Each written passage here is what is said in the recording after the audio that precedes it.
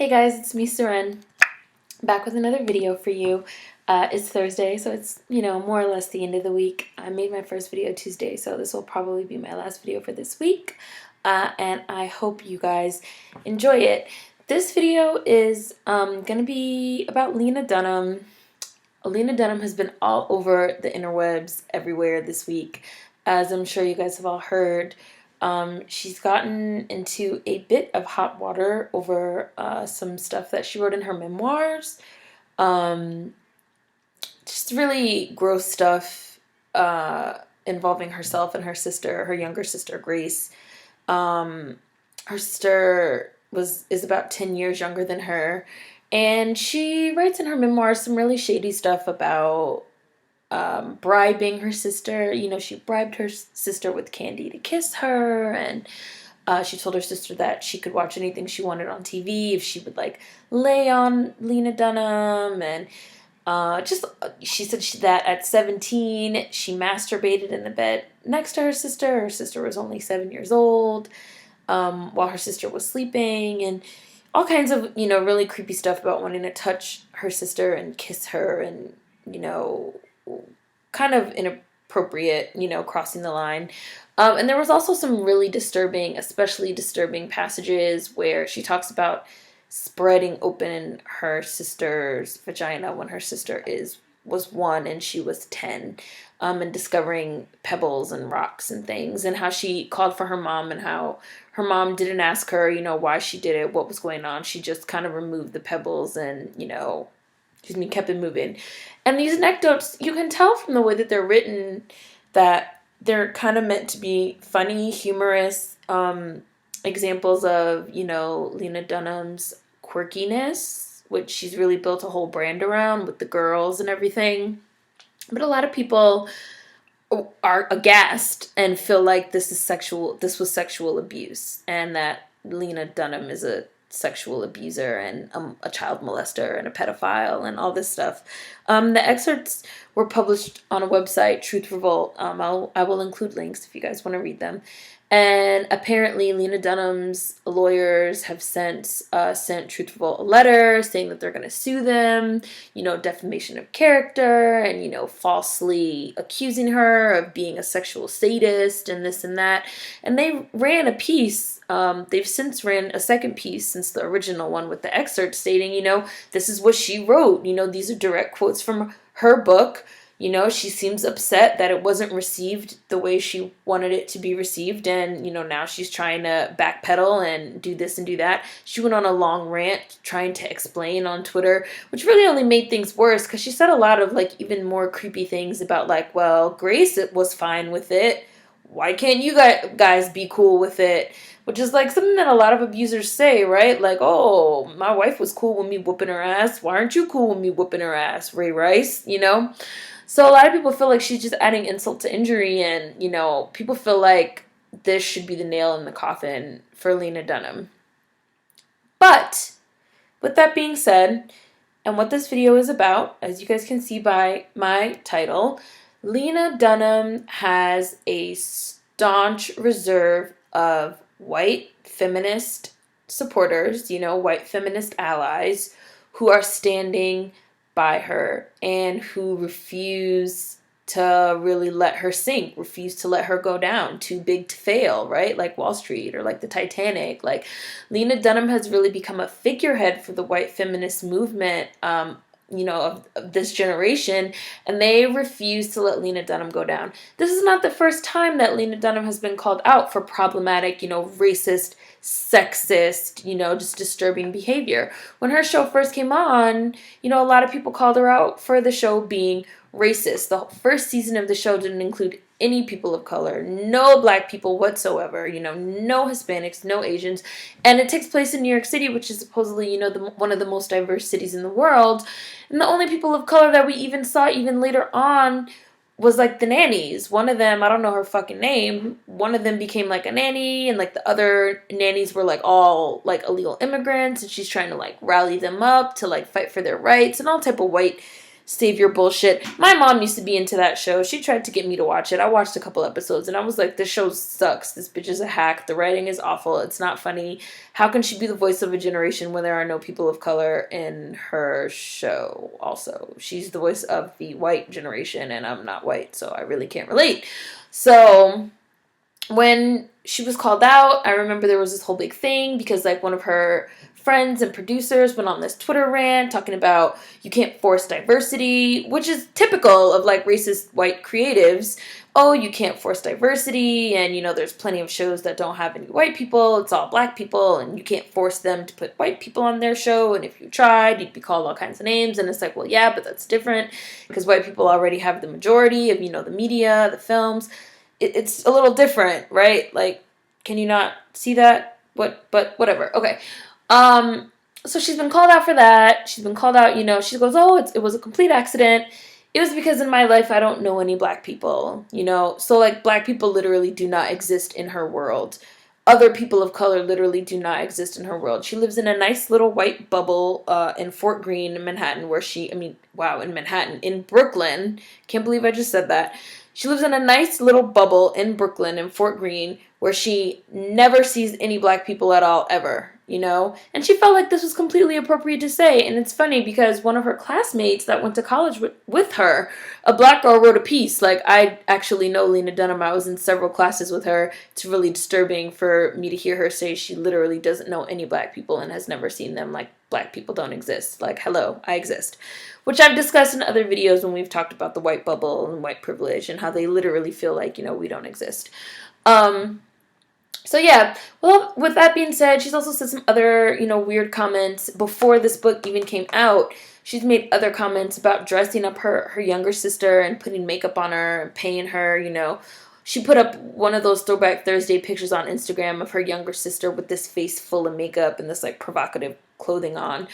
And the caption said, like, oh, Throwback Thursday, the time I paid my sister to let me make her up like my biker bitch, or like something like that. And people thought it was weird then.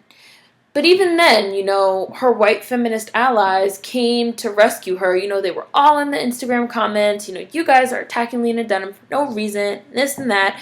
And it's the same thing now. Now that her memoirs have kind of went in depth and in detail about, you know, how disturbing the relationship between her and her sister really is, now that that's come out, her being a douchebag has risen to prominence. It's on a national level. You know, it's not really something that can just be swept under the rug. As I said in the beginning, I'm sure you guys have all heard it. Yet and still, we've had these white feminists coming to, you know, defend Lena Dunham and saying all kinds of, like, really just, like, horrible things, you know? Like, oh, Lena Dunham is being unfairly attacked because she's a successful woman, you know, with Stephen Collins, with Woody Allen, you know, Woody Allen, who's, you know, pretty much a known pedophile. He basically raped and molested, you know, his young stepdaughter who's Asian. He has an Asian fetish, apparently, and now he married her. But, you know, a lot of them are saying, you know, oh, with the men, we kind of let it go. But with Lena Dunham, since she's a successful woman, we have to unfairly attack her. It's like, wait, so what are you saying? So you're saying that, like, Lena Dunham should be excused because the men have been excused? Like, isn't that what we're supposed to be fighting against as feminists? Like, fighting against the patriarchy? Like, not stamping our feet and saying, well, men got away with it, and by Jove, we should get away with it too. Like, no. Like, she abused her younger sister. Like, that is not okay. And just because men got away with it doesn't mean that Lena Dunham should get away with it also. Like, that is not a legitimate concern and argument. And over at Jezebel, there's also been a piece written. Jezebel doesn't call itself a feminist website. It, like, goes out of its way to say, like, we are not a feminist website. But a lot of people consider it to be, you know, kind of a hub of feminist activity. They run a lot of, you know, pro-woman, womanist articles and things like that, even the name Jezebel. A writer over at Jezebel ran a long piece about how Lena Dunham is being punished for her sexual agency and for creating a sexual narrative within her book, and saying how, you know, she should have that right, and how people trying to take that away from her are basically sexist. They're, you know, they're trying to take a woman's right to her sexual narrative away from her, which I also feel like is preposterous because we're talking about sexual activities between Lena Dunham and her younger sister who's a decade younger than her, right? And the writer even mentions something. She says, one of the sickest things about this, I'm paraphrasing, I'm going to put a link. You guys should read it. You can always draw your own conclusions, of course. But she says, one of the sickest things about this is that, people are putting sexuality and sexual agency on a 1-year-old. If a 1-year-old shoved pebbles up into her vagina, there was nothing sexual about that. And to put, sex and sensuality on a 1-year-old is disgusting and disturbing, and that makes you the perverts and, not Lena Dunham, which is a common practice that we see with both sexism and racism, right? Where people kind of, deflect, oh, you calling me racist means you're the racist. You calling me sexist means you're the sexist. You calling me the perv means you're the perv. And it's like, well, no, what you're saying doesn't make any type of sense, because for one, we're talking about a 10-year-old Lena Dunham versus a 1-year-old, her younger sister Grace. First of all, I personally don't believe that her 1-year-old sister, had the agency, the dexterity, the physical ability to pick up pebbles small enough to even fit in her vagina. A 1-year-old's vagina is very small. Her fingers are very small. I know a lot of 1-year-olds that can't even walk yet, let alone, pick up pebbles and shove 6 or 7 of them up into their vagina. A 1-year-old's first instinct is to put things in their mouth. So even if I believe this story, which I don't, why is your 1-year-old sister's instinct to pick up pebbles and put them in her vagina? Most likely it's because she already has an awareness of her vagina, right? And pointing that out is not assigning any type of sexual agency to the 1-year-old. It's pointing out a 1-year-old has to have some type of knowledge of her vagina to shove pebbles up into it, right? I work with children. Your average 1-year-old, male and female, doesn't know anything about their genitals. They don't know where their penis is, where their vagina is. They put their hands there, but not because they actually know what's going on. They just touch everything, So for her to have the agency to go pick up pebbles, put them in her vagina with the assumption that at one point or another, Lena Dunham was going to touch her vagina, open it, look in, and see the pebbles, and it would be a good joke. There's some underlying issues there with why is this child even aware of her vagina? Why is she even aware that her older sister, who's 10 years older than her, is at one point or another going to spread her vagina open and look inside of it, Why when the mom gets called, does the mom not question this? This was included in a passage. Oh, my mom didn't even ask me why did I spread open my sister's vagina and stick my face in. This was within the realm of things that I did. That's inappropriate. It's inappropriate that you did it. That was your sister's body. You shouldn't have been touching her body. Your mother should have stepped in and said, these are our boundaries. Your sister has a body. You have a body. If you want to shove pebbles up your own vagina, I could fucking care less. Go ham. But, making your 1-year-old sister aware of her vagina and touching it and spreading it open and then saying things like she didn't resist, because a lot of her feminist allies have also been saying, well, if it didn't make Grace uncomfortable, if she didn't resist, then that's fine. That's, within the realm of normal sibling interaction. No, it's not. You're defending her because she's Lena Dunham and she's your white feminist figurehead, and she's too big to fail right now. White feminists have too much riding on this dumbass showgirls, on this dumbass bitch and her stupid ass book to admit that there was a disturbing family dynamic and that what went on between all of them was disturbing. I normally make videos about race. What I want to talk about at this point of my video is the fact that would this type of clamoring to defend be utilized if Lena Dunham had been black? No. No. Period. No. And not very many people are talking about this because it's really easy to get, swept up in the fervor of Lena Dunham is this and that and a molester and a pedophile and a this and a that. Absolutely Lovey, who runs an amazing blog and a really hilarious Tumblr account, she wrote a piece, actually about this, speaking about how, clearly, and I have it up in front of me, clearly how Lena Dunham is weird and that's her thing, and people rush to defend her because they feel like, she is them and they, whatever. But she also mentions that there's no way this would get swept under the rug the way they're trying to do if Lena Dunham had been black. She mentions that, Lena Dunham, even the excuses that are given that, like in the Jezebel piece, that someone is trying to take her sexual narrative and her sexual agency away from her, that is a privilege, right? That's a privilege of being white. White women are allowed, especially white feminists, to experiment with sex and sexual agency and sexual narratives, especially as a form of feminism, because within the scope of Western feminism, white feminism, the white gaze, and Western concepts of innocence and purity and sexuality, a common tenet of white feminism and or Western feminism has been to fight back by experimenting with sex and sexual agency. But when you're, say, for example, a hypersexualized black woman, Latina woman, a person of color, we're not allowed that same agency. For example, Beyonce. White feminists hate